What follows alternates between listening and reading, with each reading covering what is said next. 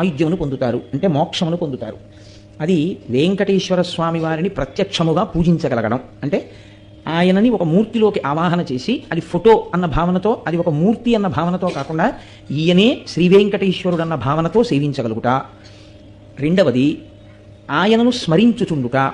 వెంకటేశ్వరుని గురించినటువంటి స్మరణ, అందుకే స్మరణాత్ ఇష్టవర్షిణం.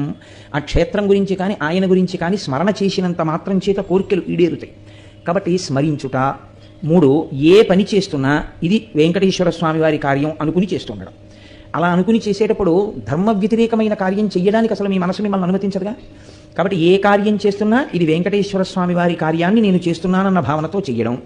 నాలుగు, వెంకటేశ్వర స్వామి వారి యందు నిరతిశయ ప్రీతి కలిగినటువంటి పరమభక్తులైన వారితో కూడి ఉండడం, అటువంటి వారి పట్ల ప్రేమ కలిగి వారితో ప్రవర్తించడం. ఐదు, వెంకటేశ్వర సంబంధమైనటువంటి విశేషములను పరమభక్తి కలిగినటువంటి వారి నోటి గుండా